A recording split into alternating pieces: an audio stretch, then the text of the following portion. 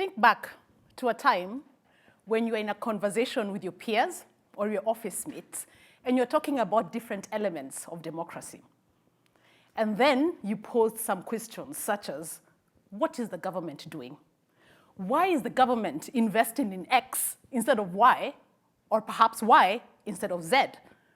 Or something else like, why is the government making the wrong decisions?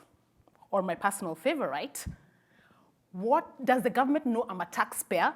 What is it doing with my money? Sounds familiar, right? Whenever I am tempted to ask these kinds of questions, my mind goes back to a story that has been playing on Kenyan media for over 10 years. This story is about a lady called Jane. Jane is from a community that struggles, that has less income possibilities, that has lower levels of education. And the key thing about Jane's community is that it suffers from floods year in, year out. See, in Jane's community, there's this beautiful river called River Nyando. And according to Kenyan weather patterns, we have two seasons, the long rains and the short rains. And during the long rain season, year in, year out, River Nyando bursts its banks. And as a result, the water floods into Jane's community, submerging their homes and washing away all their property. And the clip that we keep on seeing on Kenyan TV channels is of Jane looking very destitute and saying, "Sirikali," which means government, "Saidia," which means help. So she's always saying, "Government, help. Government, help. My house has been swept away. My cow has been swept away. My chicken, I cannot find them. My crops are all destroyed." The funny thing is that during such situations, the media also zooms into the local government of Jane's area. And each and every time, local government officials look perplexed. You mean the river has burst its banks again? It has happened again? And the funny thing, they also turn to the media and turn to the national government and say, "National government, help us. Our people are losing their livelihoods." This should not be the case.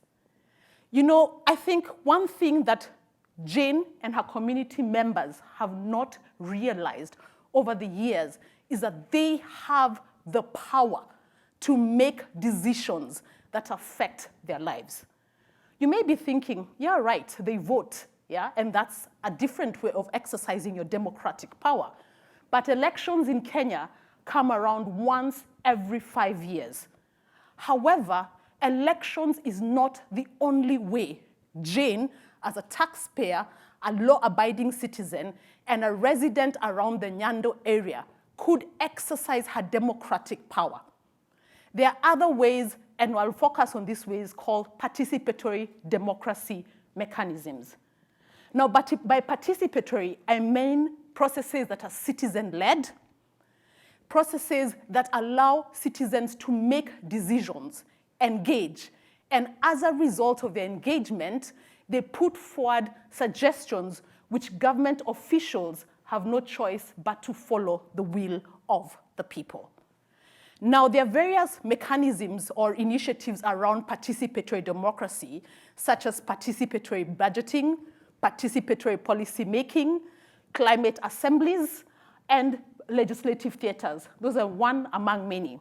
And in Jane's community, they could have used any of these mechanisms to try and engage and ensure that the government implements a plan that deals with disaster issues. Now, I want to narrow in a little bit more around participatory budgeting. Participatory budgeting encourages local democratic participation. It is basically a mechanism where community members come together, they propose ideas, they debate, discuss, agree, disagree, and then come up with priority areas that they feel should be addressed in their communities. In line with that, they allocate costs to their ideas. And together, they vote on the most realistic ideas based on the resources that are available from the public kitty, from the public budget. This money is not coming from their pockets, but is coming from the public kitty. One great thing about participatory budgeting is that it promotes transparency and has the potential to reduce government inefficiencies and corruption. Now, the wonderful thing about Kenya and the Kenyan Constitution is that public participation is a crucial pillar of our Constitution. But going a step further, to Jane's community and county, they have a Public Participation Act that compels local governments to involve local community members in processes where they decide upon the development priorities, and also empowers local communities to participate in budget processes, from budget development, budget allocation, budget evaluation, the whole budget cycle. Now, the thing is, had Jane and their various community members been aware of this provision in their local county, I have no doubt that they would have pushed the local government to put together conditions for them to engage on participatory budgeting, and I have no doubt at all that they would have prioritized the issue of River Nyando busting its banks. So my challenge to you today is to think beyond elections. Elections is a magnificent way for you to exercise your democratic right.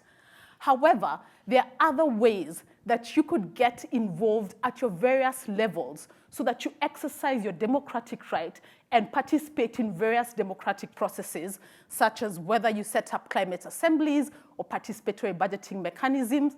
And I'm very sure that you will move your questions from what is the government doing, and you'll be posing questions such as, what can I and my community members do together with the government to change the situations that we are going through? I would hate to hear or to have a situation where we see Jane on TV once more and saying, government help, my child has been swept away. Thank you.